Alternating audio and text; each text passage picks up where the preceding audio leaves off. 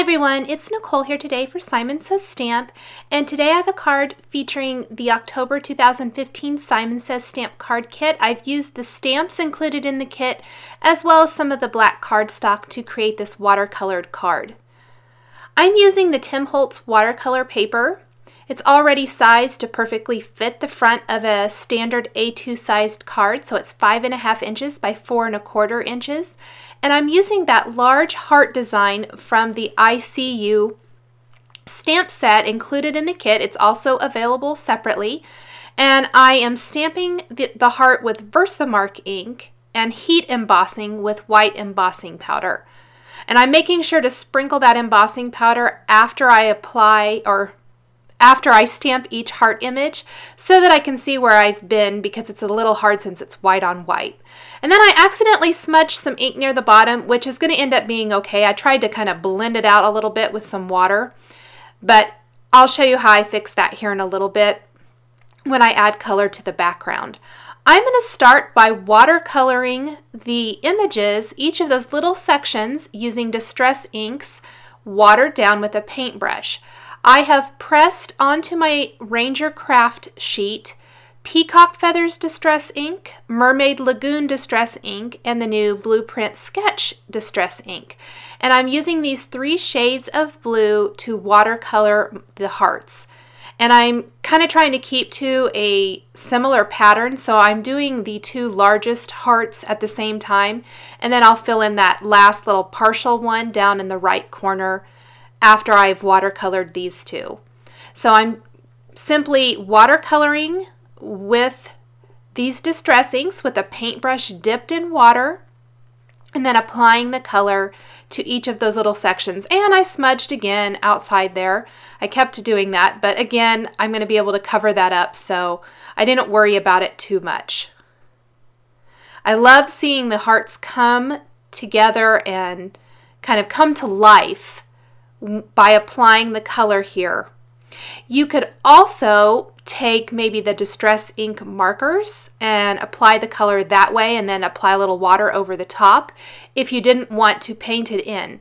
And of course, you could use any sort of watercolor product that you want to color in these images. The great thing about the embossing is it creates kind of a little well to hold the color, so that you don't really unless you apply just too much water, it's not really going to go over that embossed line and mix up very much. So I find it really easy to watercolor with the embossed images. And if you don't like watercoloring, you could always color these in with Copic markers, these Zig markers, any sort of tool that you want to. Or even go over the whole thing and apply color with the Distress inks using the foam applicator tool if you prefer that. I'm almost done coloring in these 2 hearts. And like I said, I did try to keep to a pattern. I had tried it once before I started this card, and I did it a little bit more random, and I didn't think it worked out as well or looked as good. So I started with one kind of row of design, and then the next row I slightly shifted it so that 2 colors didn't bump up next to each other, and then I simply just repeated that all the way across. So that kept it somewhat simple by going off that first row of color. Gonna just fill in a couple more of these little wells here, or little sections. And then I can move on to that bottom heart.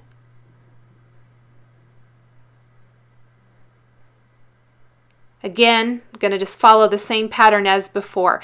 Once I had the hearts finished, it was pretty easy to go ahead and repeat that for my final one. I could use that as a guide. Next, I am going to take the little teeny tiny solid heart image from the same stamp set and randomly stamp that about 5 times here on the background, and sprinkle on the white embossing powder and heat set that, And then I can apply some color all over the background for the embossed resist, and I think my paintbrush had another color in it because when I started to put it down, you can see that gray tint to it, and I was so afraid I ruined my background. So I cleaned my paintbrush really, really well. Apparently I did not get it very clean the last time I used it. Made sure I had some nice clean water, really cleaned it out, and then applied the peacock feathers to my craft sheet again. Watered it down really good with water, and then I'm using a larger paintbrush to paint over my background.